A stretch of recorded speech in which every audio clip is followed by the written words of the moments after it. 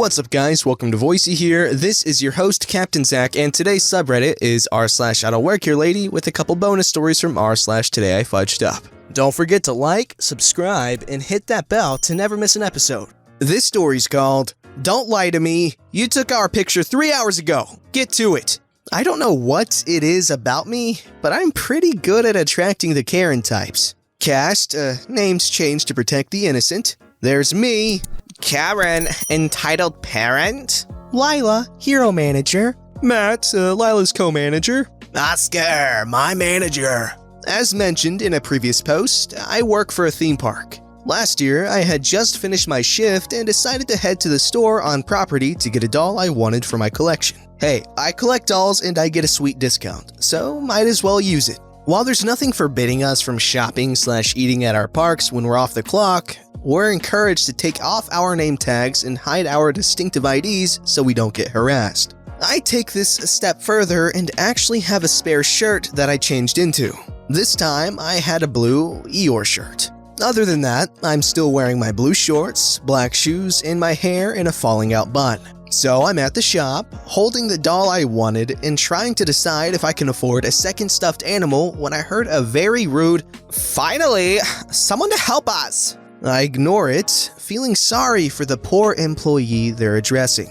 That's until I feel someone staring at me like they were trying to hypnotize my back. It lasted maybe 10 to 15 seconds, not gonna lie, it felt like 10 to 15 minutes. I look over my shirt to see if someone was trying to look at the dolls so I could give them room, which was my fatal mistake. All at once, someone tosses a shirt in my face and I drop the doll I had in my hands. When I got the shirt off my face, I found myself staring at a soccer mom, complete with mom jeans, short sleeve shirts, and the "I used to be a cheerleader in high school and have never bothered to grow out of it."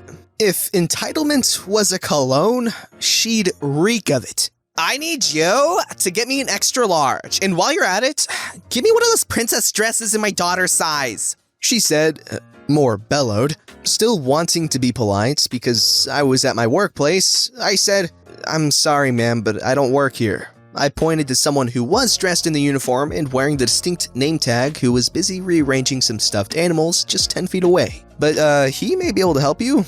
I didn't even get a chance to return to my browsing before she pointed an acrylic-tipped finger 2 inches from my face. "Don't lie to me. You took our picture 3 hours ago.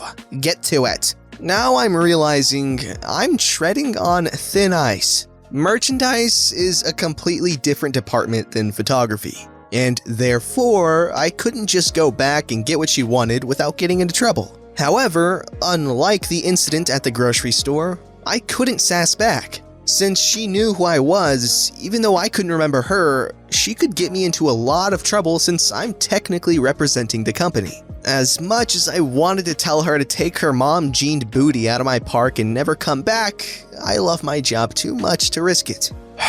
"Ma'am, even if I did work here, I'm off the clock, and there are strict rules about what we can and can't do while we're off the clock." Karen cocked her head and looked like a stone teenager. "So, you're saying you won't help me make my vacation magical?" Biting my tongue. "I'm sorry, but I can't. I'll help you find an employee, but that's all I can do." Karen takes a deep breath and moves that finger closer to my face. Just when I'm about to lose my composure and bite at her hand, 2 managers, Lila and Max, walk up. "Hi, can we help you ladies?" Karen, moving her finger. "Finally! I want you to fire her right now." After getting a good look at me, "Ma'am, she doesn't work here, but I'll be happy to help." "Don't you dare protect her, young man. She took our photos 3 hours ago and won't help us get a dress and t-shirt." "I'll take care of the employee, ma'am. Matt, if you can help our customer?" "Of course." They leave, Karen giving me a "You will pay for this." Before I can even open my mouth, Lila asks in a nice voice, "Are you okay?" "Yeah, I'm just a little shaken." I pick up the doll. "Thank you. I was just looking around when she tossed that t-shirt in my face and started bellowing." "Someone in the store saw and ran to grab us. I apologize for your experience. Would you need help with anything else?" "Thank you. I'm good. I just want to get home." "Come with me. I'll check you out." She smiles at me. "Least I can do for a fellow employee." As we're walking, What gave it away? The way you were pointing. We're taught to point a certain way and never really lose it. Where do you work at? I'm a photographer and this is my home park. She perks up. Do you know Oscar? Yeah, I know he was merchandise before he joined us. You know him? He trained me. We talked for a few minutes while she checked me out and sent me on my way. The next morning, I arrived to work and sure enough, Oscar was waiting for me and asked me to see him. I agreed and went in. I understand there was an incident at the store yesterday. I took a deep breath and explained everything. Oscar listened and waited for me to finish. Just so you know, you're not in trouble. I got an email from Lila explaining what happened and how well you handled the situation. She also wanted me to make sure you were okay. I was relieved beyond belief and went about my day. The smile on my face was real. Now, every time I see Lila and Matt, I smile and greet them. Wow, this was actually insanely wholesome and I actually really freaking love it. I always love to hear stories where the manager gets the employees back and, everything works out great for the people that it deserves to work out great for. And it's kind of cool not hearing, oh, and then the police came and smacked Karen in the face with a donkey hoof and, stuff like that, just the good stuff. This story's called, Dude, What? So I used to work in a big orange home improvement store and did so for about 3 years. The dress code was jeans and a polo shirt with an apron over them in the company's blaring color. I have since moved on into a sales position at a different company. The dress code here is quite similar with the logo polo, jeans, and minus an apron. One day, I have to stop at the orange box to get tools to work on my house. I head in, and as I am quite familiar with the layout, I head to where this tool is on the back wall of the store. I'm not really paying attention as I go. Why would I? I don't work there anymore. A guy puts his hand out to block my path and says, "It's about time someone showed up. I've been waiting here for 15 minutes. It's a middle-aged man and his wife. Neither one of them look happy in the least. I replied with a simple yet eloquent, "Dude, what?" "I want to order a door and you're gonna help me." "I don't work here, man." "Yes, you do. You're wearing the same uniform as everyone else." He started to get pretty angry at this. So, being as I used to work at this company before, I grab the desk phone and dial the manager and simply say, "You have an angry customer by the desk." The customer is now feeling validated that he was right about me working here. "Now I'm going to get a discount because of your urine unsatisfactory attitude." I give him a quick, "Whatever, dude," and walk away. He starts yelling about how I'll be fired for this and he'll have my apron that I'm not even wearing. I get my tool and start heading towards the front, and I spot this man speaking with the manager, and he points my way and says, "There's that rude, soggy, oily biscuit right there." And now the manager is looking pretty confused because he knows I don't work there. I know I don't work there, and that I've been yelled at by some rando who is just confused and wants to be right. I walk up and state to both the manager and the rando, "I don't work here. This man was quite rude to me and I feel as though I deserve an apology." The manager starts saying sorry to me, and that's when it sinks into this guy that I actually do not work here. "Hey man, I didn't know you didn't work here. I thought you were just ignoring me." I asked him, "How could you have possibly known? Besides the fact that I'm clearly wearing a different company's logo on my shirt and have no apron in sight." The guy goes flush, grabs his wife, and walks away faster than I thought he could have towards the front doors. And that's how I got a free drywall kit. I seriously don't understand how so many people just ignore the fact that people are not wearing a uniform and just assume this random person works there. But who cares? It makes for good reading material. This story's called, "Today I Fudged Up by Putting a Rock in My Ear, then Leaving It for Roughly 13 Years. Bit of context. I was a fairly dumb 9-year-old at the time this happened. I'm 26 now. Well, it begins at a smallish outside family gathering on my dad's side. My parents split up some few years earlier and my mom had primary custody. And I had spaced myself from the other children and took up refuge beneath the adult table. It's where I got to hear all the awful rumors and the jibber-jabber, so why not, right? While I sat amongst the rubble and dirt, I had this amazing idea to put pebbles in the ridge of my ear now and again, and treat them individually like a car on a racetrack. Again, I wasn't bright. Well, I drove one of them dishes right into my ear canal. That said, I flipped out at the idea that this object slid into my ear and suddenly I can't remove it. Not a single adult was even aware I was under the table by this point, because of course, all the brats were locked in the backyard. So when the screech of terror left my mouth, all that was heard otherwise would have been knees against the table and diningware clattering. I lost my mind. My dad yanked me up and immediately took me to the bathroom and started the hydrogen peroxide treatment to the ear, assuming it was just a panic attack and that it was earwax agitating my eardrum or something. Probably not the most keen reaction, but the thought process was sound. Whatever, really. Either way, after what seemed like hours, him, his mother, brothers, and sisters reassured me it was fine, saying it probably fell out and that I was overreacting. Okay, sure, let's skip ahead a bit. It was roughly a 2-year span between 14 and 16, and I'm in high school. This is where the real fun begins. Equilibrium issues emerge. Sprinkles of lost balance mostly. I could no longer submerge my head in water for more than a few seconds. High and low pressures made me sick. Plus, general discomfort over little things like showering, sleeping, traveling. It was a nightmare, really. I get to thinking about things. And grab a simple paperclip, then bend it straight, putting the loop on the end before fishing around my ear for that imaginary rock I had long ago forgotten. All I hear is scrapes.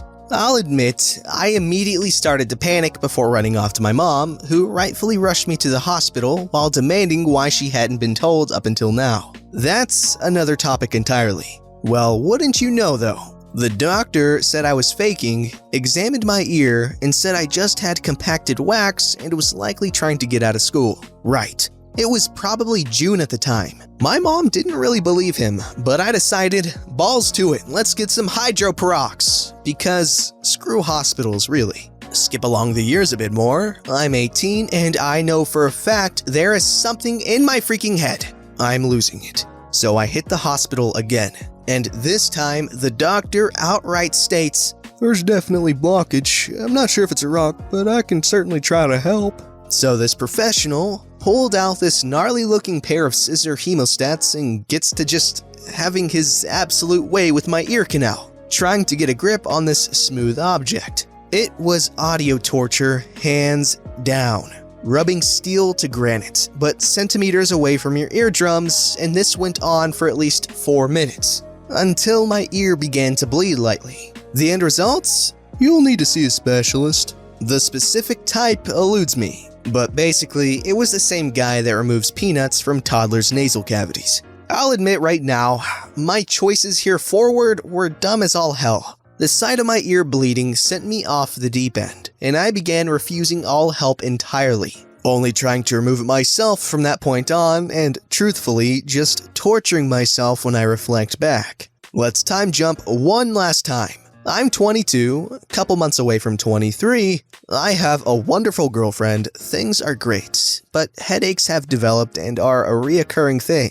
However, my balance issues have been basically worked out. Great. But now, out of the blue, I'm losing hand-eye coordination. Well, darn, you know? I attributed it to the rock in my freaking skull.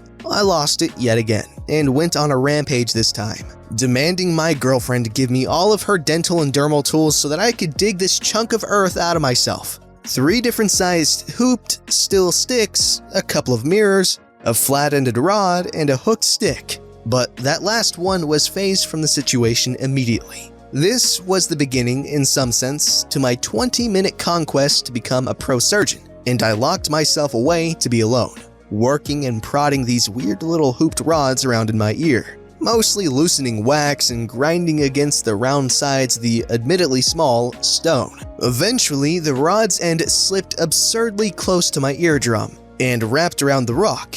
In an instant, I froze, but my heart began pounding through my chest. Jackpot. Now, you see, this is a difficult feeling to explain in person, let alone through text. The pain from pulling this earwax lathered object from my ear canal was like a migraine shifting from my left ear to my right, while in the same sense, it felt like I was passing a kidney stone from my skull. All in all, 2 out of 10. Wouldn't do it again. But now it's totally out and I had put it away in a Ziploc bag. I had no real recovery issues, I guess. As soon as the rock was out, my hearing was incredible in one ear for an entire day. Now it just rings occasionally. My balance won't ever be the same, I feel, but it's fine enough as is. Otherwise, underwater swimming is a no-go. I have minor sensitivity to changing atmospheric air pressure still, and I get occasional headaches around the right side of my head.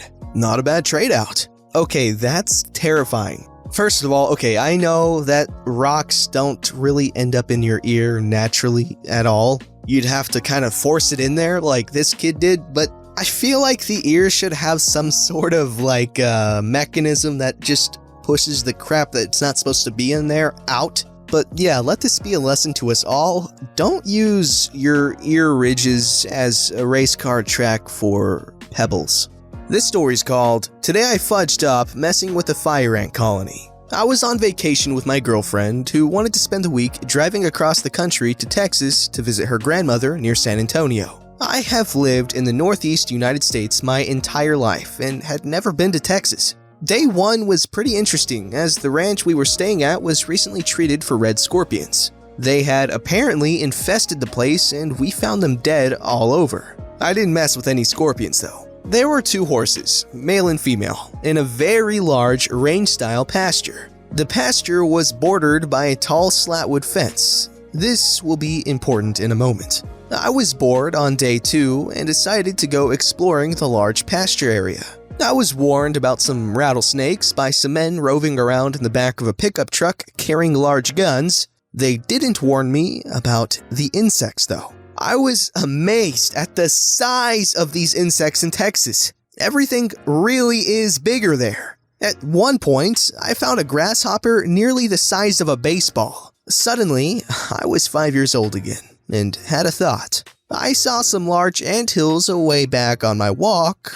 What would happen if I just, threw this grasshopper on the anthill? This turned out to be a tragic mistake. I did indeed throw the grasshopper on the anthill. I watched with glee as the ants swarmed out to devour the meal. It was really interesting. Moments later, something terrible happened. With military-like timing and positioning, they attacked. Suddenly, my butt was on fire. Both cheeks.